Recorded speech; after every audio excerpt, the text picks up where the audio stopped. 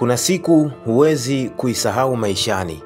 Siku ambayo mara ya kwanza unayakanyaga malango ya uwanja wa ndege, ukielekea angani kwa safari ya kwanza kabisa maishani mwako. Moyo unadunda kwa msisimko na hofu kwa pamoja. Unajiuliza, hivi ndege huwa zinapaa kwa kasi gani? Nitapitia wapi? Na kama nikikosea, itanibidi nirudi nyumbani? Hayo ni maswali ya kawaida kwa msafiri wa mara ya kwanza. Lakini usiwe na wasiwasi, safari ya angani si fumbo, bali ni hatua ya kusisimua inayoanza kwa maandalizi madhubuti. Karibu tujifunze mambo matano ya msingi ambayo kila msafiri wa mara ya kwanza kwenye ndege lazima azingatie kabla ya kupanda ndege. Jambo la kwanza, andaa hati zako muhimu mapema. Kama unavyoandaa leseni kabla ya kuendesha gari, ndivyo ilivyo pia na safari ya ndege. Hati zako ni tiketi ya mlango wa anga.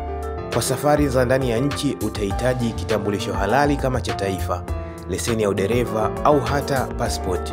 Kwa safari za kimataifa, pasipoti yako ni moyo wa safari. Hakikisha haijakwisha muda wake. Kumbuka pia visa endapo unaenda nchi inayohitaji. Jina kwenye tiketi linapaswa lifanane kikamilifu na jina kwenye hati zako. Kosa dogo linaweza kukugharimu nafasi kwenye ndege. Jambo la pili, fika uwanja wa ndege mapema. Wahi kabla ya safari. Uwanja wa ndege sio stendi ya daladala. Kuna taratibu, mistari na ukaguzi unaochukua muda. Wataalamu wanashauri fika angalau masaa 2 kwa safari za ndani na masaa 3 kwa safari za kimataifa kabla ya muda wa kuondoka. Hii inakupa nafasi ya kutulia, kupitishwa kwenye ukaguzi wa usalama, kupakia mizigo yako salama na hata kupata mwelekeo wa mlango utakoingia ndege. Wahi mapema upunguze msongo wa mawazo, utajisikia salama zaidi. Jambo la tatu, fahamu sheria za mizigo. Usibebe dunia yote. Watu wengi hufanya kosa la kubeba kila kitu kana kwamba wanahamia angani, lakini kila shirika la ndege lina masharti ya uzito na idadi ya mizigo. Kwa kawaida kuna mzigo wa kupeleka chini, yani checked luggage, na mzigo wa mkononi, hand luggage. Usipakishe vitu vilivyopigwa marufuku kama vile visu, silaha au vitu vya moto. Mizigo iwe na mpangilio, ya mkononi iwe na vitu vya dharura kama passport, pesa, dawa zako, chaja na labda sweta, kwa sababu baridi ndani ya ndege huweza kukushangaza. Jambo la 4, jiandae kwa ukaguzi wa usalama. Usikimbie, fuata utaratibu. Baada ya kupita sehemu ya kuingia, unakutana na lango la ukaguzi wa usalama. Hapa kila abiria hupitia mashine maalum, akitakiwa kuondoa viatu, mshipi na vifaa vya kielektroniki kama laptop. Vitu vya kioevu lazima viwekwe kwenye chupa ndogo, si zaidi ya mililita 100, na kuwekwa kwenye mfuko wa wazi. Ni eneo ambalo halihitaji papara, bali utii na utulivu.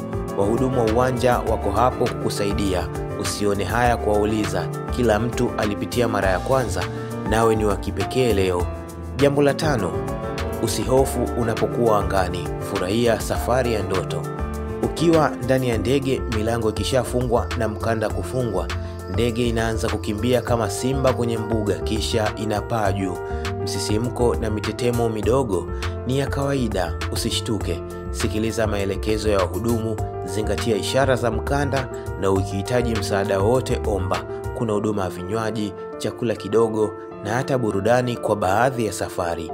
Angalia kupitia dirisha. Angani kuna uzuri usioelezeka kwa maneno.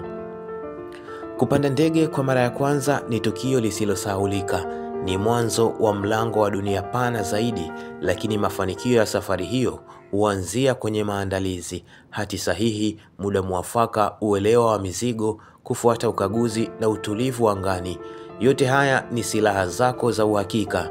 Safari njema haihitaji uzoefu, inahitaji maandalizi.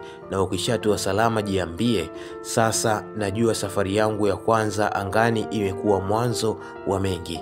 Fuatiliaji wa Taarifa Digital, subscribe, like na kushare video zetu ili maarifa haya yawafikie wengi zaidi.